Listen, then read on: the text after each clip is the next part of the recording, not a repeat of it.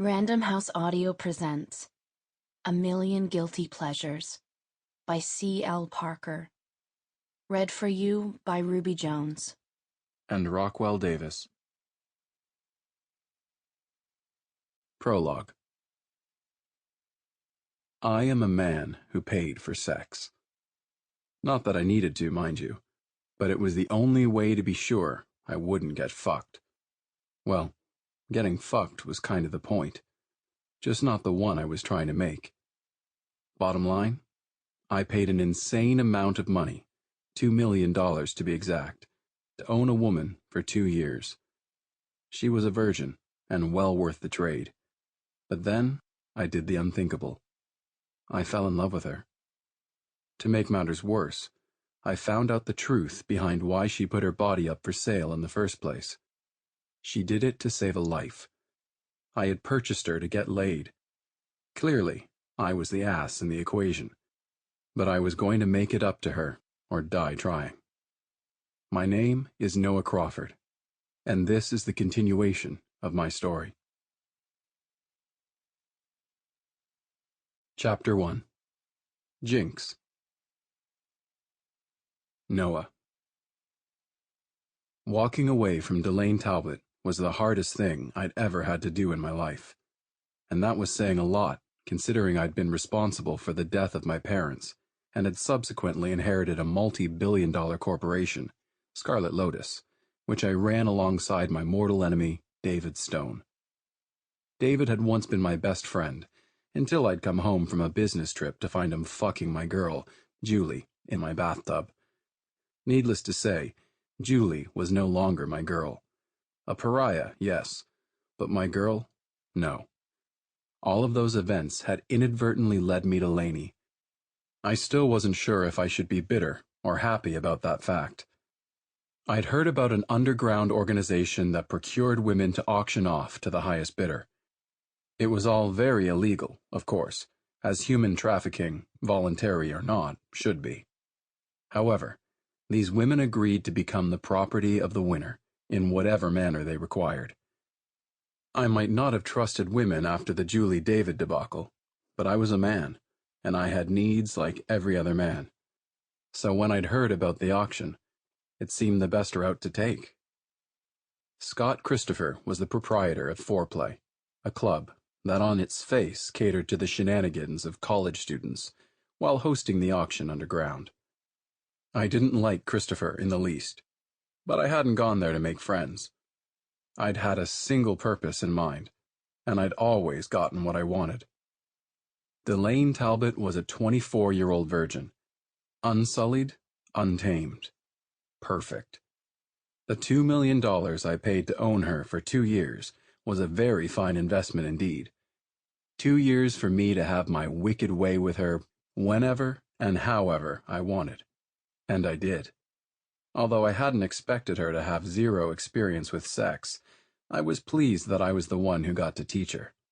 She was a star pupil, accelerating in her lessons to the point that I thought she might actually be the death of me. An added bonus, she came equipped with an attitude. You'd think that would be a turn-off. Quite the opposite. It had only made my cock even harder for her. We went round and round, butted heads like nobody's business. But in the end, it always landed with my cock buried deep inside her exquisite pussy, while she moaned my name. I was a sex god, and she was every bit the goddess. Until I found out she was actually an angel, and I was the devil in disguise. Had I been half as smart as I'd thought I was, I would have hired someone to do a background check on her in the beginning. But no, I was a horny fucker without morals, hence the purchase of a human being in the first goddamn place. It turned out Lanie Talbot had made the ultimate sacrifice. She'd sold herself to save her dying mother's life. Faye Talbot was in need of a heart transplant. The problem was that the Talbot family couldn't afford the transplant, nor did they have health insurance. Mac, Lanie's father, had lost his job after having missed so much work tending to his wife. Corporate America could be a cold bastard at times, caring more about the bottom line than about the people who were the reason for their success in the first place. But what was done was done. All they could do was trudge forward and hold out hope. That hope came in the $2 million that I'd paid for Lanie. How very altruistic of me. I don't think that had been what my dearly departed mother Elizabeth had in mind when she'd first started the charity campaign at Scarlet Lotus. Noah Sr. would have disapproved greatly as well. Once I'd found out what I'd done to Lanie, I knew I couldn't do it to her anymore. I'd fallen for her, big time. And although it nearly killed me to admit it, I knew I had to let her go. She belonged at her mother's side, not in my bed. I'll admit I hadn't thought I could actually follow through on it, so I'd hedged. It was the night of the annual Scarlet Lotus Ball that the dam had finally broken. First of all, Julie had shown up and shown out. She had been all over me like a second skin, and there wasn't a damn thing I could do about it at the time because of the board members and potential clients who were in attendance. Add to that the fact that Lanie had been openly flirting with David Stone, and you have a catastrophe in the making. So I'd been forced to drag Lanie out of there before I lost all composure and made a horrific scene from which I'd never be able to recover. It was what David had been hoping for, I was sure. Lanie and I had argued on the ride home. Well, she had argued. I'd ignored her, which had only pissed her off more. She wanted me to fuck her, expected it, because that was what we'd always done. Only I hadn't wanted to fuck her anymore. I couldn't. Not after everything I'd learned. Don't get me wrong, I wanted her. God damn, did I ever. But I couldn't do that to her anymore.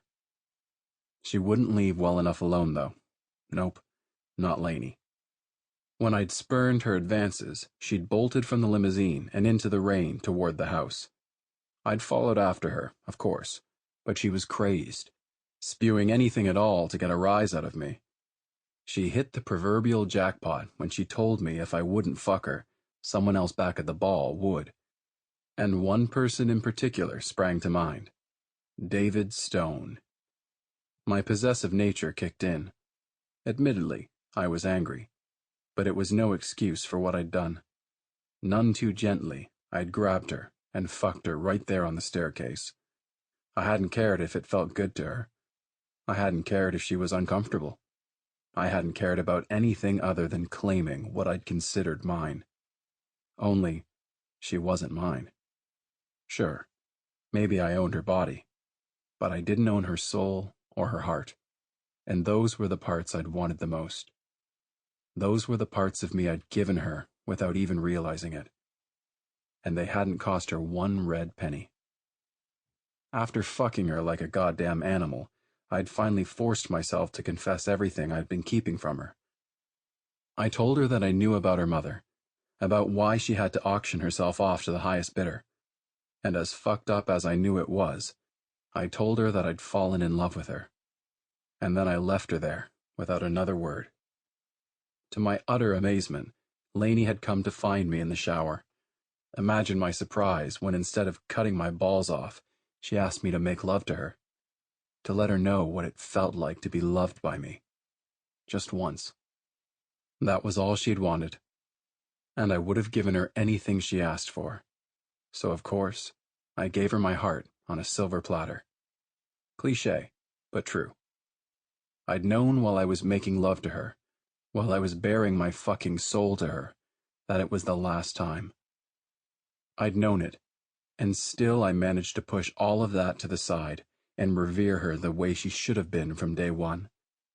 I loved her freely and completely, with all of my might and all of my being. There had been no room to doubt how I had felt about her, how I still felt about her. I loved her. God help me, I fucking loved her. Afterward, she made a point to state the obvious, that we needed to talk. But I'd known everything she was going to say already, so I claimed the night and just held her. I knew it would be the last time I'd ever be able to do so. The next morning, it had taken every ounce of strength I had to leave the measured serenity of that bed. It had to be done. So I'd nuzzled her neck and softly kissed the bare skin of her shoulder before whispering one last, I love you, into her ear. Sample complete. Ready to continue?